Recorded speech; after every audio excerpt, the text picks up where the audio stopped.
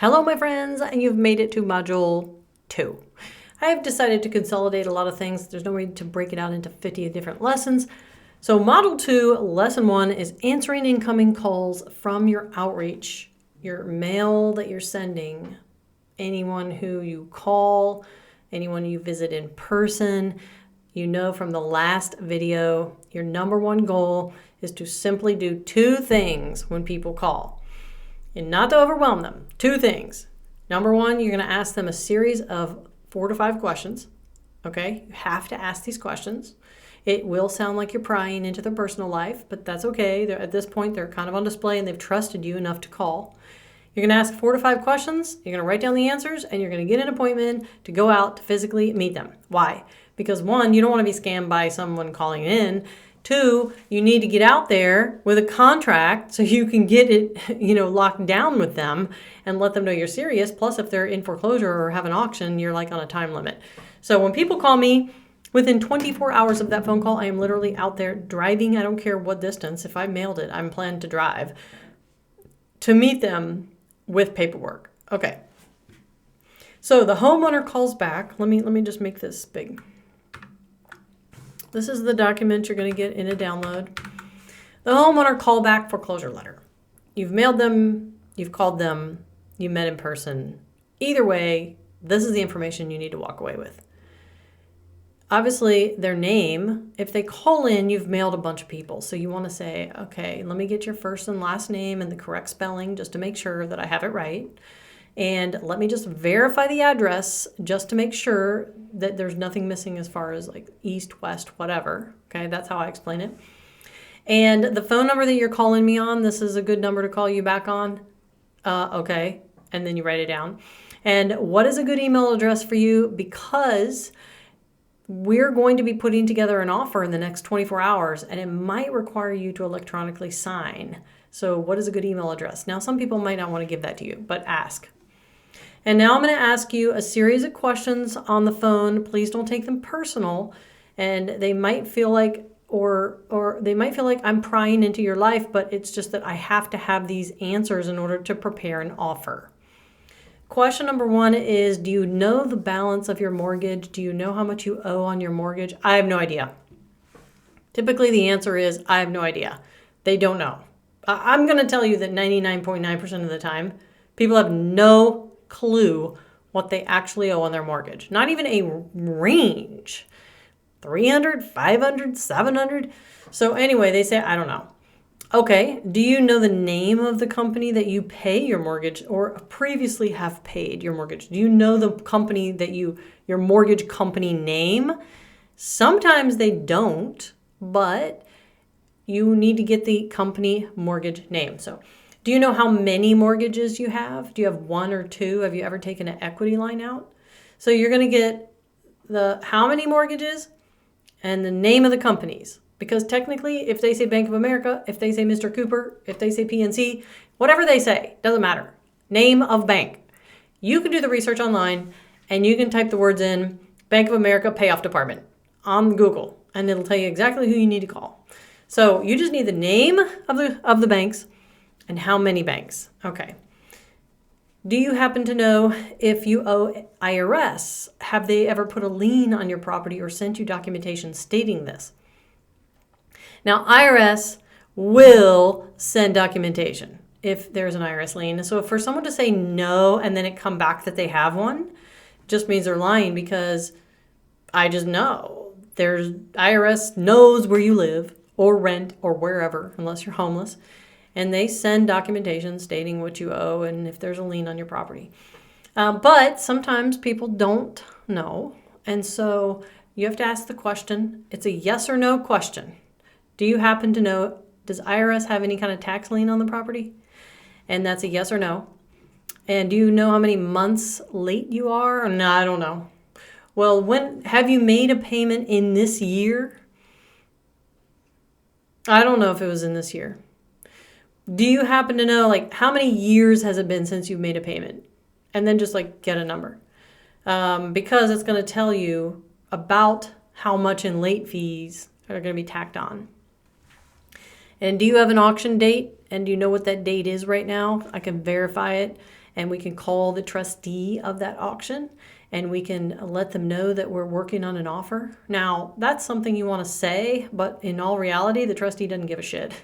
And they're not going to stop anything because they're not the lender. They're the trustee at the auction site who was ordered by the lender to put it in auction. But you want them to trust you, so you're going to say, what is the auction date? And I will verify with the trustee of that auction and let them know that we are working on an offer. And just but you can go to foreclosures.com and basically find out what the auction date is. That's in any state, any county. And you can go to that foreclosures.com and get the name of the trustee, and you can call them and you can ask information, and they can choose whether they want to give it to you.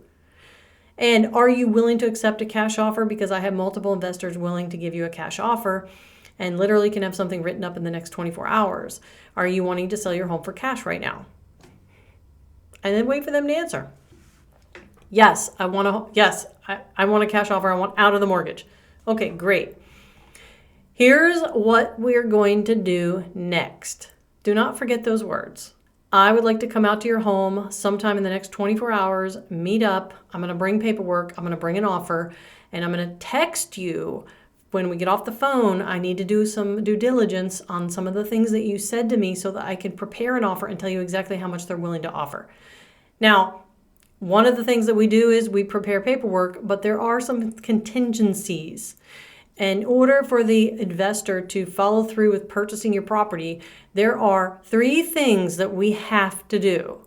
And the number one thing is we have to receive a payoff from your mortgage company telling us exactly how much you owe plus late fees, because that tells the investor exactly how much he has to actually buy the property from you for.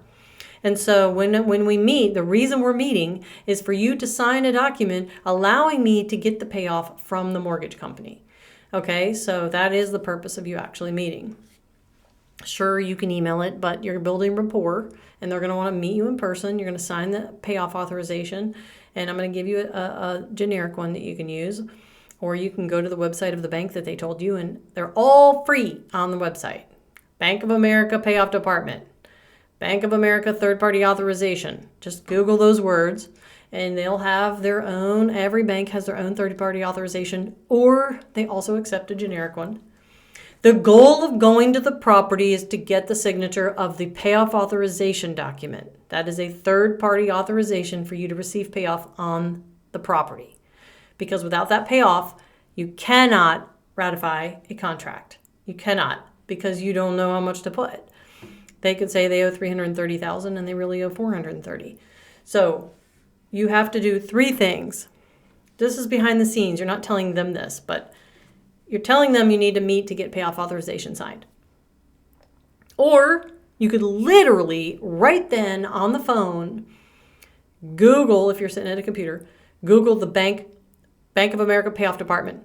Click, click, click. You find the payoff phone number. You do a 3-way call right then and there, and you call the bank. While they're on the phone, they give authorization for you to speak to a representative, and you order payoff. Now, that's what I do. Okay, but you might not be in a situation physically where you can actually Google something right then, get on the computer, and you might be all like nervous or whatever, but then you just meet in person. I meet in person, or I do immediate phone call right then and there of the bank payoff department. And while they're on the phone, they give verbal authorization for me to speak to the bank representative and order payoff. And then payoff comes in one of 2 ways.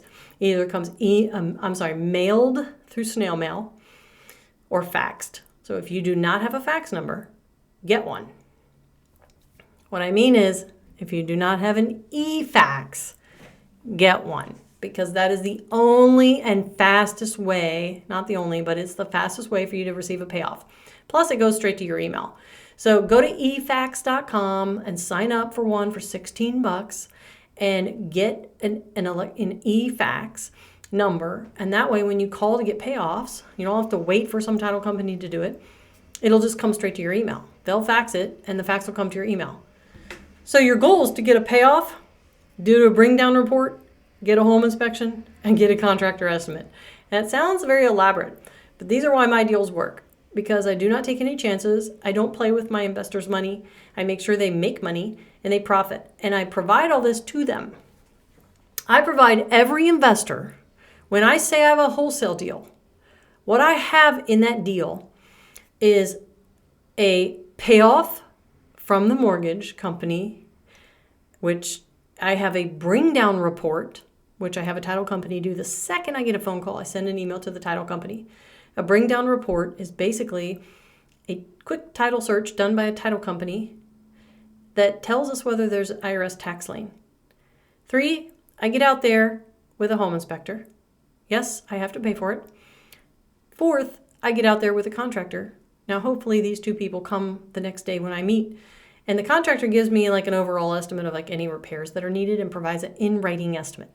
And I provide that home inspection, I provide that contractor estimate, I provide that bring down report, and I provide that payoff in writing to the actual investor who I'm wholesaling to. And there's absolutely no questions. Like, you're legit. You're doing way more work than everyone else. Okay, you want to stand out? There you go.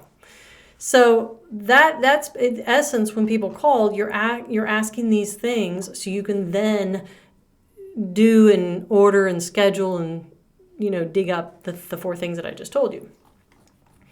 If most of the time, order and payoff is number 1. I do it straight away on the phone when they call, no matter where I'm at. But if you don't, then you do it on the phone when you meet in person, as well as getting the payoff authorization signed.